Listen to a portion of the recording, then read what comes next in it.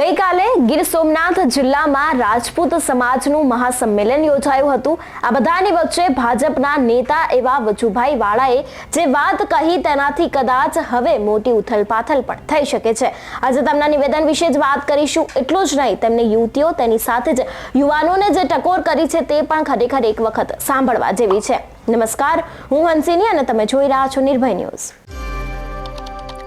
છેલ્લા ઘણા સમયથી રાજપૂત સમાજના અનેક એવા સવાલો છે જે સરકાર સામે મૂકવામાં આવ્યા છે, તેમ છતાં પણ ઘણી બધી એવી વાતો છે જેનું નિરાકરણ લાવવામાં નથી આવ્યું। આ બધાની વચ્ચે ગઈકાલે ગીર સોમનાથ જિલ્લામાં રાજપૂત સમાજનું સંમેલન યોજાયું હતું, જેમાં ભાજપના નેતા જે વજુભાઈ વાળા છે, સૌથી પહેલા તો તેમણે શું કહ્યું હતું તે સાંભળીએ।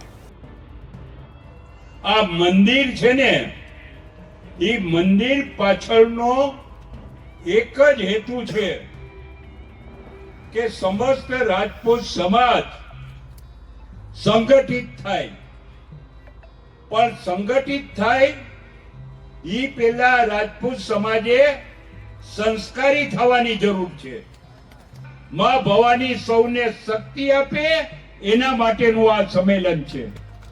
સમાજ સંસ્કારી હોવો જોઈએ, સમાજ સંગઠિત હોવો જોઈએ અને સમાજ સંપત્તિવાન હોવો જોઈએ। પહેલા સંસ્કારિતા લાવો। માં ભવાનીનું મંદિર એ ભવાની ધામ ફક્ત મંદિર નથી, એ માં ભવાની સંસ્કાર ધામ છે। આ સંમેલન વીરત્વની વાત છે એ કઈ, અને વીરત્વ એનામાં જ આવે કે જે વ્યસન મુક્ત હોય। જો એકવાર તમે વ્યસન મુક્ત નહીં થાવ ને તો આ સમાજ હતો નતો થઈ જશે। પુરુષ વર્ગના લોકો જો વ્યસનથી મુક્ત થાય અને બહેનો ફેશનથી મુક્ત થાય તો વ્યસન અને ફેશન બેથી મુક્ત થાવ તો આ સમાજ આગળ આવે છે। અને જેના મા બાપે, જેના બાપાઓએ, જેના દાદાઓએ સમાજ માટે થઈને માથું આપ્યું છે, એના દીકરાઓ માં ભવાનીના મંદિર માટે રૂપિયા માટે અટકાશે કોઈ? તો આપણામાં તો કહેવત છે, દેનારનું કોઈ દી ખૂટતું નથી અને લેનારનું અભાગ્યનું કોઈ દી ભરાતું નથી। આખી જિંદગી લાય લાય કરે છે। નો દીકરો કોઈ રોતલ નથી જેના મા બાપે આ દેશના ધર્મ અને સંસ્કૃતિના રખેવાળ તરીકે પોતાના માથા કપાવીને આજે પાળિયા તરીકે પૂજાય છે, એના આ વંશજ બેઠા છે। જોરદાર પેલા મા ભવાનીનો નારો બોલાવશું, એક જ વાર બોલીશ।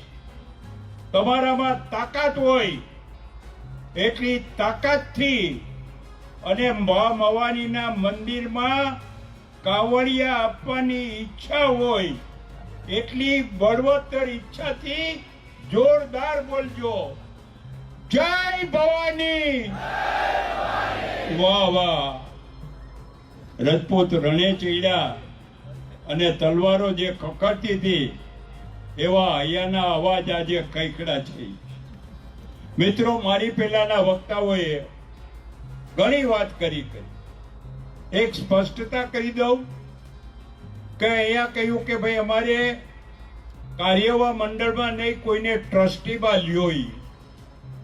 જો ભાઈ મંદિરની શરૂઆત કરી હતી ત્યારે હાવ શૂન્યમાંથી શરૂઆત કરી હતી, અને હું જ્યારે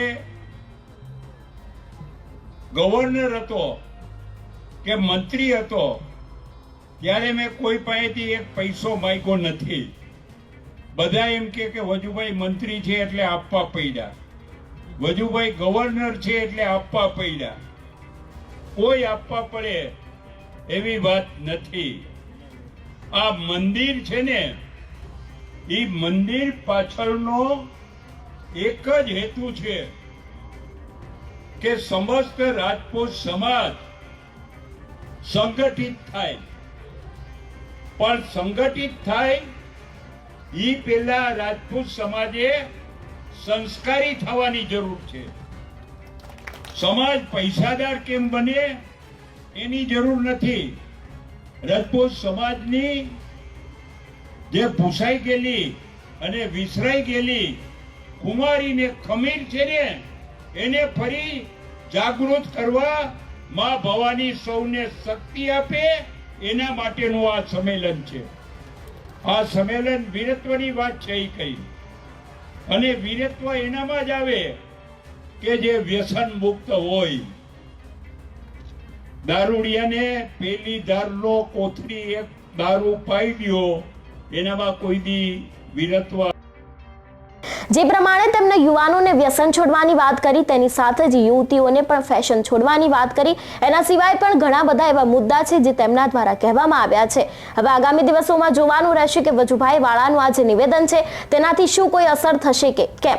તમારું શું માનવું છે આ વિષયને લઈને અમને કમેન્ટ કરીને ચોક્કસ જણાવજો. તેની સાથે જ અમારી ચેનલ નિર્ભય ન્યૂઝને લાઇક, શેર અને સબસ્ક્રાઇબ કરવાનું ભૂલશો નહીં. નમસ્કાર.